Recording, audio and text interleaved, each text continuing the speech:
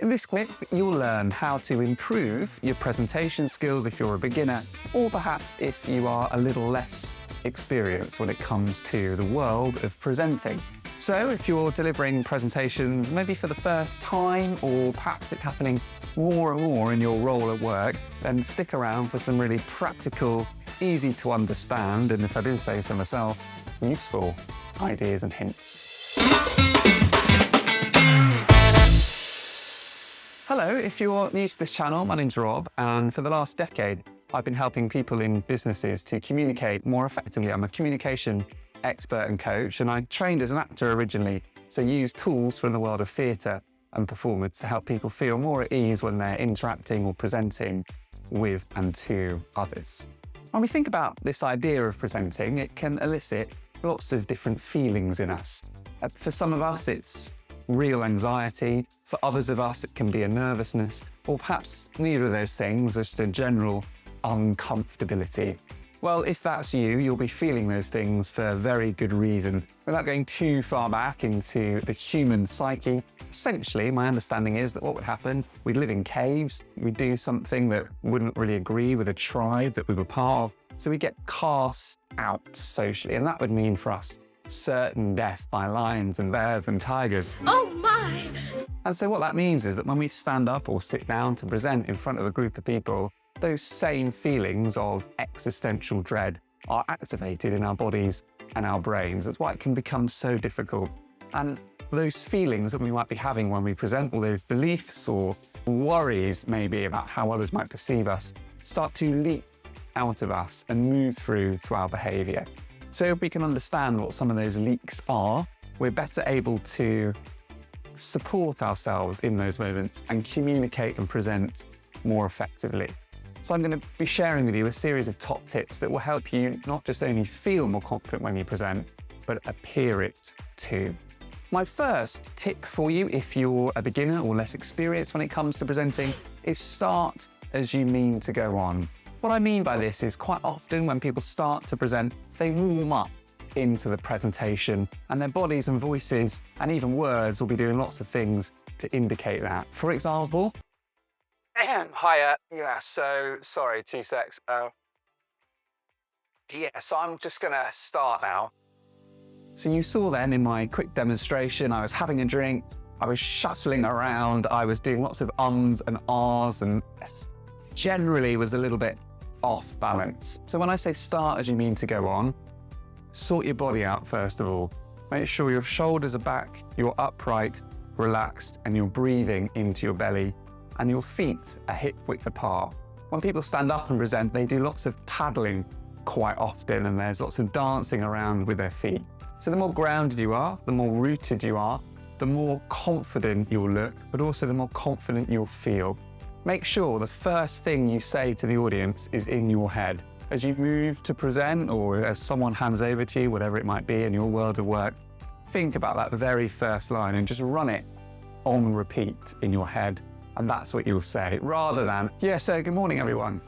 That's why quite often when people start presentations, they start with a salutation. Good morning, good afternoon. It's something that they know. So the more that you know your first line, the easier it will be for you to present. That's tip number 1. Start as you mean to go on. Tip number 2 is find your full stop.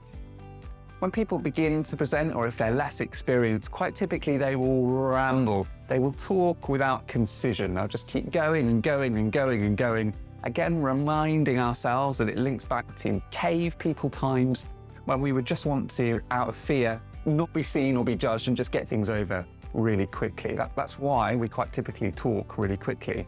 So find moments when you stop and pause. Quite typically, a useful idea is to think of that at the end of your sentence. So as you talk and talk and talk, I've finished my sentence now. Now I'm moving on to my next sentence. And now I'll move on to my other sentence. It not only slows you down and enables you to think, but it will allow your audience to digest things too. And we associate confident presenters with people that take up space and take up time. So that's the second tip. Find your full stop when you speak. The third tip is emphasize key points with your voice. Again, less experienced presenters move on and everything is the same weight, so they don't know which words to emphasize or which words are most important. Everything is the same importance because we don't really want to put our stall out there for everyone to necessarily judge. Because we don't emphasize certain words when we present when we're less experienced or we're beginning to present, what that can mean is that the audience don't really know what's more important. So we have to really help audiences out, and we can do that by emphasizing words with our voice. There's 2 ways I can think of to share with you now that you can try. The first is to elongate your vowels. So when you think about the vowels, A, E, I, O, U, if you really stretch some of those out, that will help you to emphasize what it is you're talking about. The second way you can try is to use your pitch. So you can go up on a word or you can go down on a word, and that will really help you to emphasize the words you're using. Let's try it in a sentence. Maybe I'm delivering a presentation about what our sales targets or where we're heading to and what that might look like. And let's say the sentence is, will increase sales by 20%. That's the sentence, will increase sales by 20%. If I was going to play around with emphasizing words, let's say I want to emphasize the 20%, I'll say will increase sales by 20%. So I lifted the 20 up. I could go down, will increase sales by 20%, and I lifted the percent up. I might also want to elongate the increase, will increase sales by 20%. We don't want to think about it too much because otherwise we start to try and emphasize every single word and suddenly we're in a drama school Shakespeare sonnet exercise. But just really thinking about the words you might want to elongate or lift down or up in pitch will help you ping out certain words. Emphasizing certain words, that was my tip. The 4th and final tip for you as a beginner in the world of presentations is to drip feed your slide content to and for your audience. What I mean by this is quite often when I work with people, even really senior and experienced presenters, they might share a slide, if they're sharing slides of course, and there's just so much information on it. It's kind of overwhelming. You're not sure what to listen to in the speaker, what to look at. There's like 6 or 7 points, often quite fact-based, maybe an image chucked in there to try and spice it up a little bit, or a crazy bit, or something going on.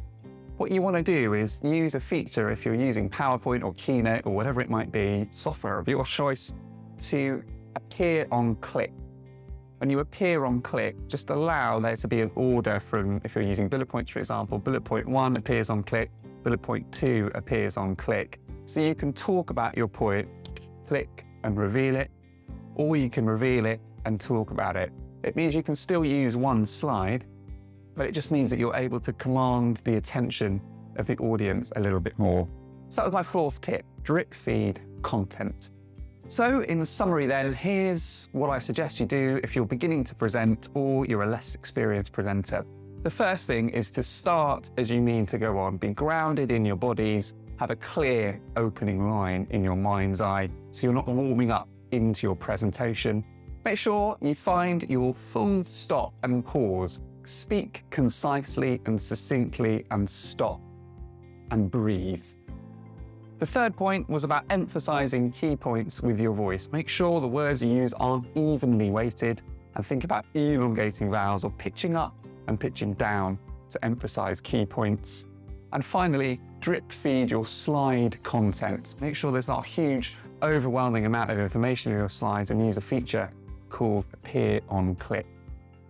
So if you do nothing else than think of those 4 key tips as you present, you'll absolutely feel and appear much more confidence, and this idea of beginning presentations or being less experienced will quickly dispel into a mere myth.